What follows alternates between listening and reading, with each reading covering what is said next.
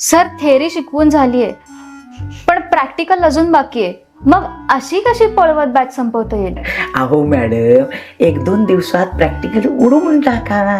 पोरांना कुठं काय कळतंय. आणि हा, सिलेबस संपला म्हणून डिक्लेअर करून टाका. ऐका नाही काय? अहो आता आणि पण कशाला?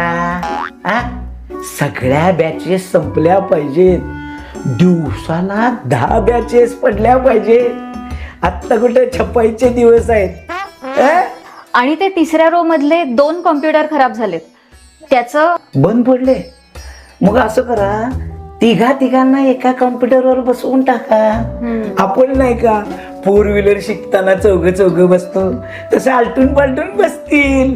ऐका नाही काय? अहो सर पण हे बघा, आता पण काही नाही, डिस्काउंट मध्ये शिकवतो आपण. इतने पैसे में इतनाच मिलेगा. बर, या आता तुम्ही. नवीन इन्क्वायरी आली.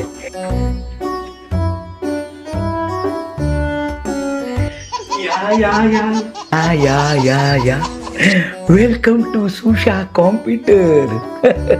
आमच्या मुलाला कोर्सला ऍडमिशन घ्यायचंय ना, तेही डिस्काउंट मध्ये. ही बघा, ही आमची टॅगलाईन. तुम्हाला दाखवून आशा, सुशा उजळवते करिअरच्या दिशा. हो, पण इथं तर दशा असं दिसतंय. Printing mistake.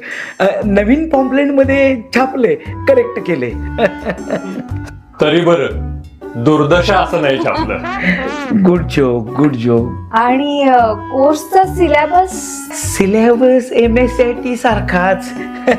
प्रॅक्टिकल MSCIT सारखंच. स्टडी मटेरियल MSCIT सारखंच. आणि आमचा स्टाफ सुद्धा MSCIT सारखाच. आणि काय MSCIT? चला, कुठं? तुम्ही ज्याचं इतकं नाव घेताय त्या MSCIT ला ऍडमिशन घ्यायला. आपण तिथं डिस्काउंट नाही मिळाला तरी चालेल. आमच्या मुलाच्या करिअरच्या बाबतीत नो कॉम्प्रोमाइज. चला.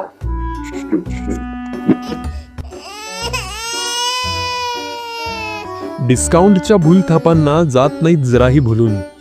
स्मार्ट आई बाबा आपल्या पाल्यासाठी MSCITचा निर्णय घेतात समजून.